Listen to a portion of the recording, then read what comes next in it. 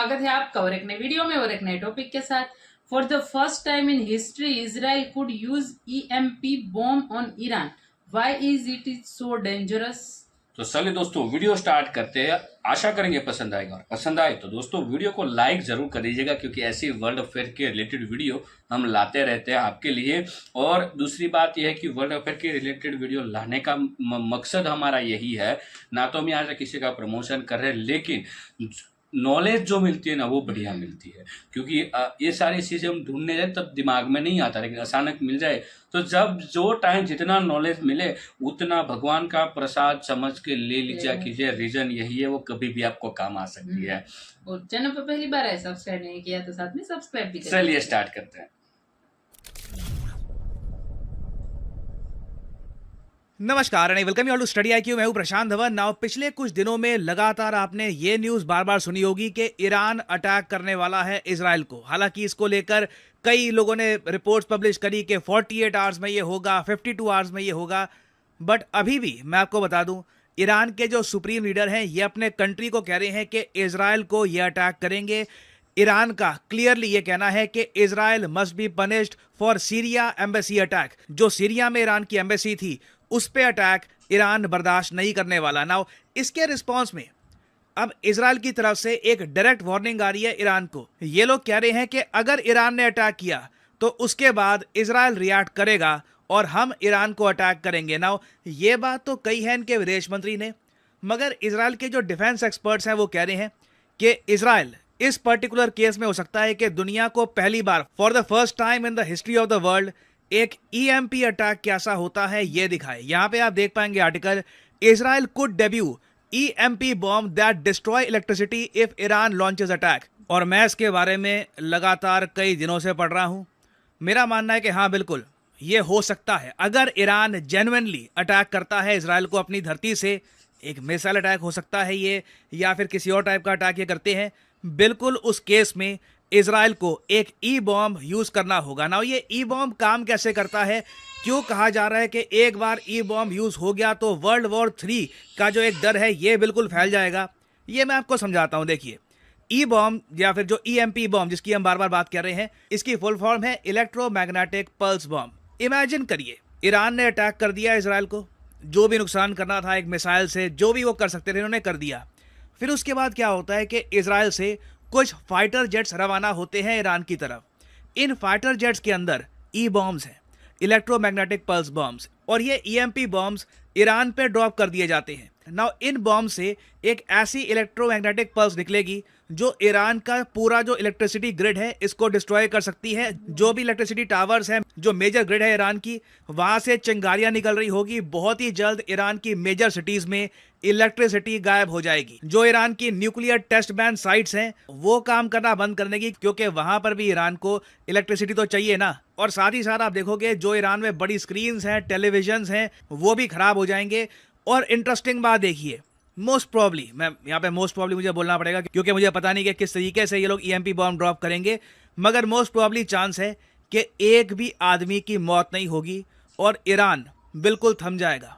Iran respond नहीं कर पाएगा। सडनली पूरी दुनिया देखेगी एक नए टाइप का अटैक जिसके अंडर ईएमपी बॉम्ब के जरिए आप एक पूरे देश को पैरालाइज कर सकते हो। क्योंकि आज के समय आप इमेजिन कर सकते हैं एक कंट्री, उससे आप इलेक्ट्रिसिटी छीन लीजिए, जो इनका ग्रिड है वो काम नहीं कर रहा, जो इनके कंप्यूटर्स है वो काम नहीं कर रहे, बेसिकली आपने उस कंट्री को पैरालाइज कर दिया। ना मुझको यहाँ पर फिर से एक बात ऐड करनी पड़ेगी, कल को हाइपोथेटिकली स्पीकिंग इजराइल ये बॉम्ब यूज करता है और फेटेलिटीज सामने आती है, कुछ नंबर सामने आता है कि इतने लोग मारे गए, मैं उसके बारे में कंप्लीटली श्योर नहीं हूँ, ठीक है। क्योंकि बहुत सारे आर्टिकल्स आप अगर देखोगे उसमें क्लियरली ये बात लिखी गई है, द बॉम्ब इटसेल्फ, जो ईएमपी बॉम्ब इजराइल ड्रॉप कर सकता है ईरान पर, डायरेक्टली ये लोगों को नहीं मारेगा, as it delivers an EMP pulse capable of taking out all electronic devices within as yet unknown radius। क्योंकि जितना भी रेडियस होगा पल्स का उस रेडियस में जो भी इलेक्ट्रॉनिक डिवाइसेस होंगे ये सब काम करना बंद कर देंगे। And while this means that most of Tehran's infrastructure could immediately cease to function, it could be the one ace that Israel has up its sleeve। और अगेन हमें पता नहीं है कि इजराइल ने किस हद तक इन बॉम्ब्स को डेवलप किया है, इनका रेडियस क्या होगा, बड़े स्केल पर जब ये यूज किए जाएंगे बॉम्ब्स तो ह्यूमन बॉडी पे क्या इंपैक्ट होगा, वी डू नॉट नो। तो आप एक बार को मान के चल सकते हैं, हो सकता है एक स्मॉल पॉसिबिलिटी है कि कुछ लोग मारे भी जाएं डायरेक्टली या इनडायरेक्टली। अब यहाँ पे आपका एक ऑब्वियस क्वेश्चन आएगा कि ये जो ईएमपी बॉम्ब्स हैं, अगर मान लो हाइपोथेटिकली स्पीकिंग इजराइल यूज करता है, ये बिल्कुल एक गेम चेंजर होगा। तो क्या इंडिया के पास ऐसे ई बॉम्ब्स हैं? देखो, मैं डिफेंस करंट अफेयर्स और जो डेवलपमेंट्स हैं इनको कई सालों से फॉलो कर रहा हूँ। 2013 से 11 साल हो गए, 2013 से मैं सुन रहा हूँ ऐसे आर्टिकल्स काफ़ी बार अपीयर होते हैं फिर गायब हो जाते हैं जहाँ पे लिखा होता है कि इंडिया डेवलप कर रहा है E bombs to paralyse networks. Same बात जो मैंने आपको बताई थी, जैसे ई बॉम्ब काम करते हैं, इंडिया इसको डेवलप कर रहा है।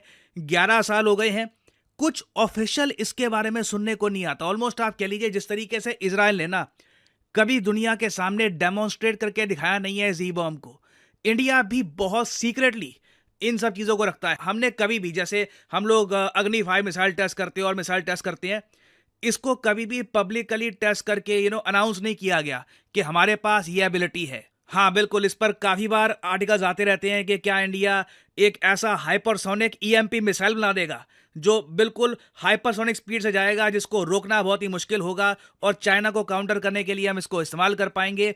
We do not know. मुझे याद है आज से कई साल पहले, आई थिंक 9 साल पहले, 2015 में, उस वक्त मनोहर पारिकर जी देश के रक्षा मंत्री थे, सरकार से जब पूछा गया था कि काली 5000 क्या एक ईएमपी वेपन है, क्योंकि आज तक इस बात को लेकर एक प्रॉपर क्लैरिटी है नहीं कि काली 5000 आखिर है क्या ये एक ईएमपी वेपन है, क्या ये एक अलग टाइप का वेपन है। इसके बारे में कोई ऑफिशियल जानकारी ना डीआरडीओ ने रिलीज करी है, ना कभी सरकार ने कुछ कहा है। सरकार से पूछो तो वो कहते हैं कि इससे रिलेटेड इंफॉर्मेशन हम पब्लिक के साथ शेयर नहीं कर सकते, नेशनल सिक्योरिटी के लिए ये बहुत इंपॉर्टेंट है कि ये सारी चीज़ें सीक्रेट रहे। तो क्या इंडिया के पास ऐसा वेपन है? अभी के लिए मुझको यही बोलना पड़ेगा, आई डू नॉट नो। बाकी ईएमपी अटैक्स के बारे में यूएस अपने आप में मैं कहूँगा सबसे ज़्यादा चिंतित देश मुझे दिखता है।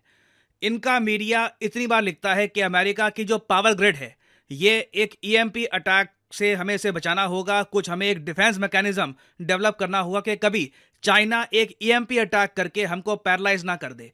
तो अगेन देखो, ये एक रियलिटी है। ऐसे बॉम्ब्स, फ्यूचरिस्टिक बॉम्ब्स हैं, ये यूज़ हो सकते हैं। ईरान और इजराइल के बीच में कुछ मेजर डेवलपमेंट्स आती हैं तो मैं आपके लिए बाद में अपडेटेड वीडियो ले आऊँगा।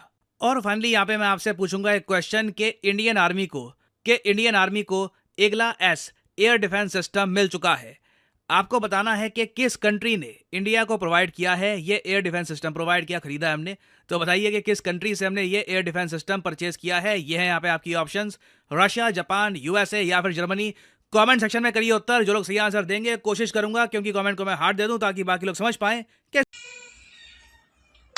थैंक यू दोस्तों वीडियो को यहाँ तक देखने के लिए भाई। और ये ईएमपी वाली जो बात हो रही है, ये चीज ऐसी है कि कोई भी कंट्री में डाल दी जाए तो ऐसा समझ लो उस कंट्री की रीढ़ की हड्डी टूट गई या तो पैरालाइज हो गई कंट्री, ऐसा ही सब। हालांकि उसमें इंसान को या जो भी जीव जंतु उसको कोई नुकसान नहीं होता है, लेकिन जो पूरी इलेक्ट्रिसिटी है वो बंद हो जाती है, खत्म हो जाती है। और यदि इलेक्ट्रिसिटी बंद हो गई तो ऐसा समझ लो कि देश की जो इकोनॉमिक का जो चक्र घूम रहा था ना वो थम जाएगा।